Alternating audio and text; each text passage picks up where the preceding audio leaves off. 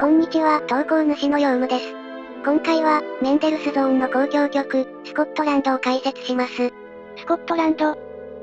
聞いたことがあるような、ないような。そうですね、ポピュラーな曲よりも知名度は一歩を取るかもしれません。でも、ドラマチックな名曲です。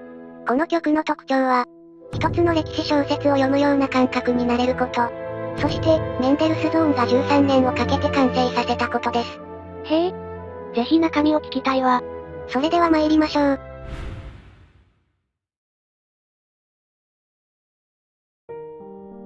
まず、メンデルスゾーンの人物像を簡単に紹介します。メンデルスゾーンは1809年から47年に活躍しました。とても短命で濃密な人生の作曲家です。時代で言うと古典派の終わりから初期ロマン派、クラシックの基礎を大切にしつつ自由さも芽生え出した時代です。余談ですが、私はこの時代の曲が一番好きです。ヨウムお気に入りの時代なのね。出身はドイツ。彼の音楽環境はとても恵まれていました。母親のレアはプロ並みのピアニストで、メンデルスゾーンが4歳の時からピアノの手ほどきをしていました。また、父親も人脈が豊かで、かの文豪ゲーテや有名な音楽家、セルターから、幼少期にして啓蒙を受けることができました。このため、彼はとても早熟で、なんと12歳から弦楽交響曲などの有名作品を次々に生み出したのです。のんきにまんじゅう食ってた私とはえらい違いだわ。では、スコットランドの背景をお話ししましょう。どんな出来事があったのかしら。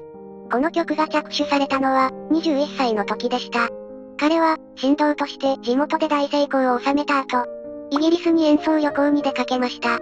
当時、イギリスでは文学運動が盛んで、特に、ウォルター・スコットの書いた、スコットランドでの歴史小説が広まっていたのです。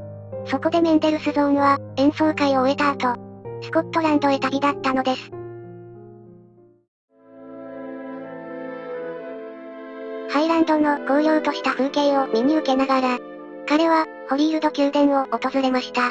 そこは多くの歴史の舞台となった場所でした。特に、メアリー女王。王たちの中でも名高く悲劇的な運命をたどった人物の地でした。彼はこの地で、スコットランド冒頭の16小節を書いたのです。夕闇の中、私はメアリー女王が暮らした宮殿に行きました。下にある礼拝堂は朽ちて屋根がありません。大観葉の祭壇はこぼれ、草とツタが生い茂っています。朽ち果てた建物の上から、澄み切った天が降り注いでいます。私はそこに、スコットランド交響曲の始まりを見つけたように思います。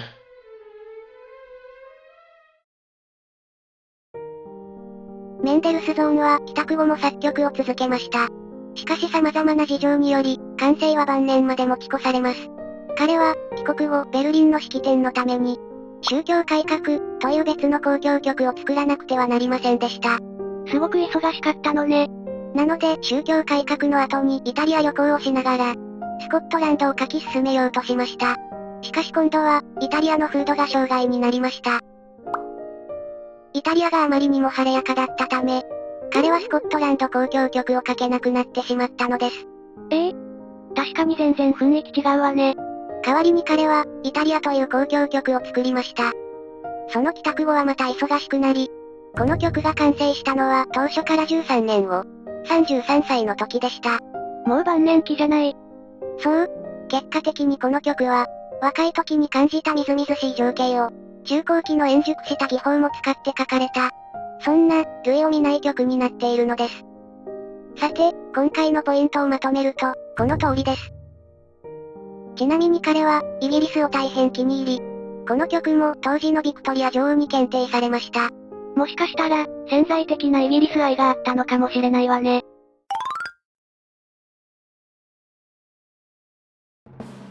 では、曲の特徴を紹介しましょう。待ってました。この曲最大の特徴は、1楽章から4楽章まで切れ目なく演奏されることです。没入感がすごそう。はい、一つの小説を読んでいるような感覚になれます。では早速、1楽章から紹介します。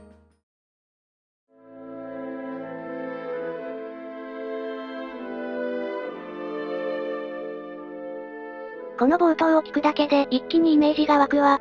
表題音楽ではないはずなのに、イギリス特有の霧がかった気候、そしてハイランドの荒涼とした景色が浮かびますよね。彼がイタリアにいた時はこの曲を書けなかったことからも、この曲の雰囲気が大切にされているのがわかります。少し長い助走の後に主舞が続きます。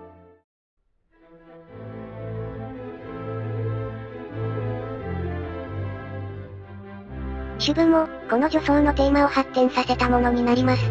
確かに、同じ雰囲気なのね。この主題の波が寄せて弾くように展開されます。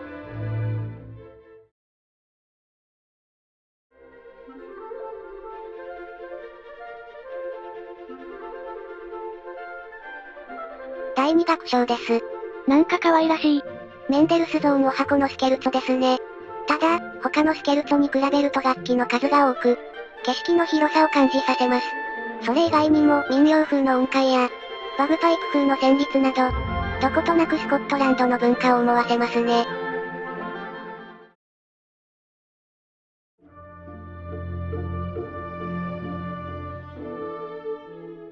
第3楽章。メンデルスゾーンの無言歌という歌曲をベースにした楽章です。慈しむような、それとも悲劇のような、想像が膨らむ旋律ね。はい、ゆったりした楽章ですが、流れるように場面が変わるので、ストーリー性を感じますよね。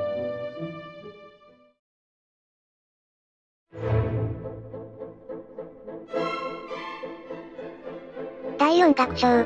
激しい波のような楽章です。このように拍をまたぐ鋭いスラーが特徴的です。メンデルスゾーンはこの楽章のことをグエルリエロ、戦闘、戦士だと形容しています。歴史上の戦いを表しているのかもしれないわね。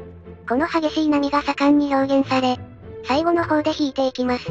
波が完全に引くと中低音が長調に転調し、フォルテシモの合奏で明るく終わるのです。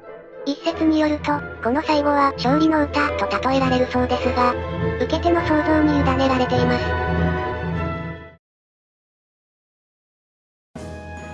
ヨウム、この曲はバイオリニストとしてどうなの？結構難しいです。例えば、この2楽章の軽やかな動きや、4楽章の独特なリズムなどですね。かなり器用さが求められます。特にこのリズムが厄介で、どうしても静拍を感じづらいのです。静拍って感じないとダメなの？一概にダメではないのですが、少なくともこの時代の静拍は重要です。音楽全体の拍感が薄れるとアンサンブルが崩れやすいのです。なので、ビートを刻んでくれるパートを信じること。そして右手になれることが鍵ですね。偉そうに言っていますが、私も小回りは苦手な方です。あと、難しさもそうなんですが、この曲体力的にめっちゃしんどいのです。楽器弾いてしんどいってあるの？もちろんです。ことメンデルスゾーンの曲はとにかく弾きっぱなしなのです。ファーストの譜面を見てみましょうか。真っ黒。そう、ほとんど休みがありません。休憩ができればまだいいのですが。この曲って全楽章アタッカだっけ？そう、楽章の間すら一息つけないのです。なので、体力をコントロールしながら弾いた方がいいですね。まあでも、弾くところが多いということは、それだけ充実しているということ。メンデルスゾーンの描いた小説のような雰囲気を、最前線で味わえると思います。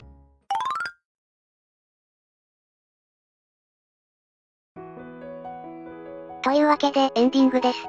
本当に物語性のある曲なのね。今度はぜひ全曲通して聴いてみたい。メンデルスゾーンの生涯の3分の1をかけた名曲です。機会があれば、ぜひ全曲で味わってください。それでは解説はここまでとします。また動画を作った時は見ていただけると嬉しいです。今回のより詳しい内容はブログに載せています。興味があれば概要欄からご覧ください。最後までご視聴ありがとうございました。